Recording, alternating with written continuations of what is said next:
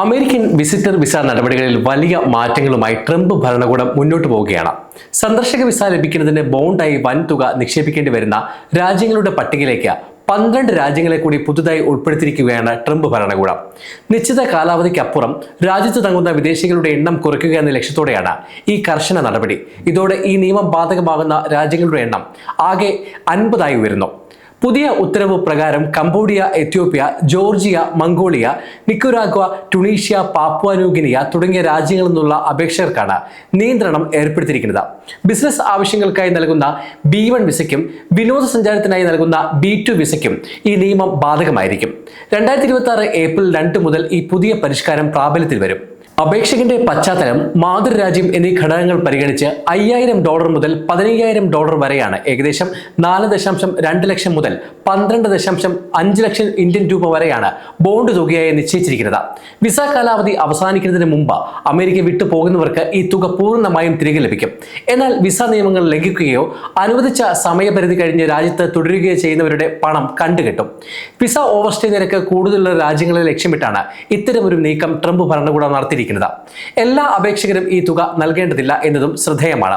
Bond തുക ഈടാക്കണമോ വേണ്ടയോ എന്ന് തീരുമാനിക്കാനുള്ള പൂർണ്ണ അധികാരം അതത് രാജ്യങ്ങളിലെ കോൺസുലർ ഓഫീസർമാർക്കായിരിക്കും.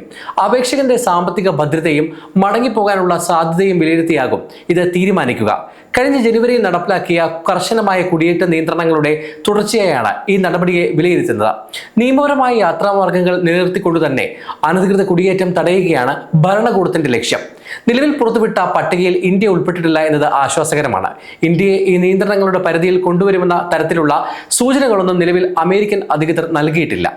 അമേരിക്കയുടെ ദേശീയ സുരക്ഷ ശക്തമാക്കുന്നതിന്റെ ഭാഗമായി വിദേശ രാജ്യങ്ങളിൽ നിന്നുള്ളവർക്ക് ഏർപ്പെടുത്തിയിരിക്കുന്ന യാത്രാ നിയന്ത്രണങ്ങൾ ഈ വർഷം ജനുവരി 1 മുതൽ ട്രംപ് ഭരണകൂടം വിപുലീകരിച്ചിരുന്നു. പുതിയ ഉത്തരവ് പ്രകാരം ഏകദേശം 39 രാജ്യങ്ങളിൽ നിന്നുള്ളവർക്ക് അമേരിക്കയിലേക്കുള്ള പ്രവേശനത്തിന് പൂർണ്ണമായോ ഭാഗികമായോ വിലക്ക് ഏർപ്പെടുത്തിയിട്ടുണ്ട്. നേരത്തെ 19 രാജ്യങ്ങൾക്കായിരുന്നു നിയന്ത്രണങ്ങൾ ഉണ്ടായിരുന്നത്.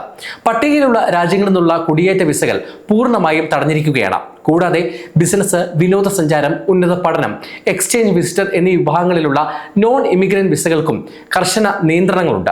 എന്നാൽ നയതന്ത്ര ഉദ്യോഗസ്ഥർ, അമേരിക്കയിൽ സ്ഥിരതാമസാനുമതിയുള്ളവർ, അന്താരാഷ്ട്ര കായിക മത്സരങ്ങളിൽ പങ്കെടുക്കുന്ന താരങ്ങൾ എന്നിവർക്ക് ചില ഇളവുകൾ അനുവദിച്ചിട്ടുണ്ട്.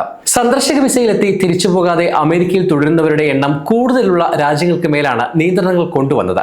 കൂടാതെ സ്വന്തം പൗരന്മാരെ തിരിച്ചയക്കുന്ന കാര്യത്തിൽ അമേരിക്കയോട് സഹകരിക്കാത്തതും സുരക്ഷിതമായ പാസ്പോർട്ടുകൾ നൽകുന്നതിലോ വിവരങ്ങൾ പങ്കുവെക്കുന്നതിലോ വീഴ്ച വരുത്തുന്നതും നടപടിക്ക് കാരണമായിട്ടുണ്ട്.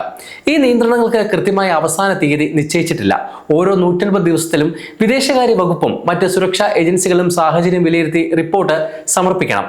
ഇതിന്റെ അടിസ്ഥാനത്തിൽ മാത്രമേ നിയന്ത്രണങ്ങൾ പിൻവലിക്കണോ അതോ തുടരണോ എന്ന കാര്യത്തിൽ തീരുമാനം എടുക്കുകയുള്ളൂ. അമേരിക്കൻ ഇമിഗ്രേഷൻ നയങ്ങളിൽ വന്നിട്ടുള്ള ഈ മാറ്റങ്ങൾ അന്താരാഷ്ട്ര തലത്തിൽ വലിയ ചർച്ചകൾക്ക് വഴിവെച്ചിരുന്നു.